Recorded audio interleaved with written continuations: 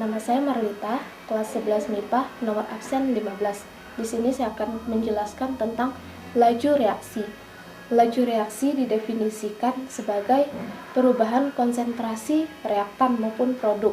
Dan laju reaksi juga didefinisikan sebagai laju berkurang atau bertambahnya suatu reaktan atau produk.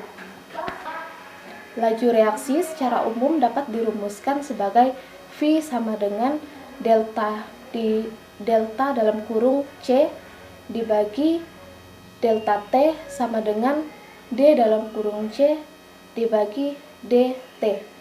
Nah, untuk penjelasannya, V itu merupakan laju reaksi dan delta dalam kurung C sama dengan D dalam kurung C merupakan perubahan konsentrasi zat, dan delta T sama dengan DT adalah perubahan waktu. Dalam suatu laju reaksi, ada yang dinamakan teori tumbukan.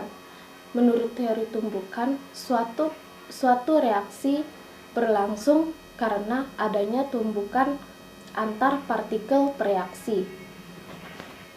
Namun, hanya tumbukan antar partikel yang efektif yang menimbulkan suatu reaksi. Juga faktor-faktor penentu laju reaksi. Yang pertama adalah pengaruh konsentrasi, yang kedua suhu, yang ketiga luas permukaan, yang keempat adalah pengaruh katalis. Yang pertama, pengaruh konsentrasi.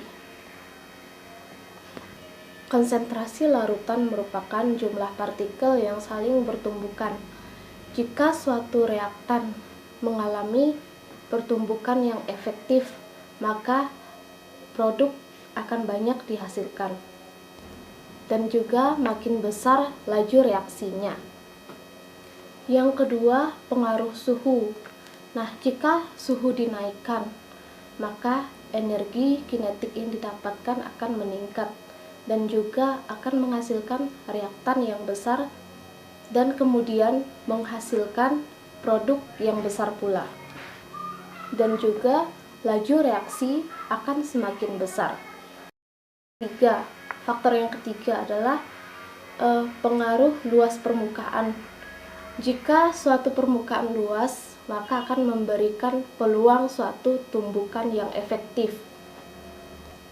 Permukaan sentuh yang semakin luas akan menyebabkan suatu tumbukan sering terjadi, sehingga hasil atau produknya semakin banyak dan suatu reaktannya akan semakin besar dan suatu laju reaksinya juga semakin besar.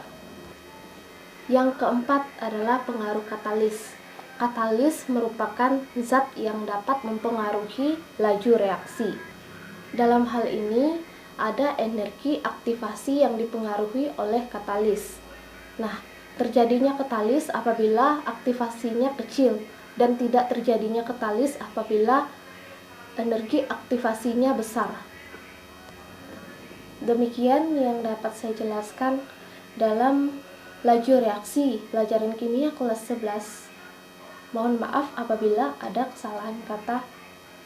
Terima kasih.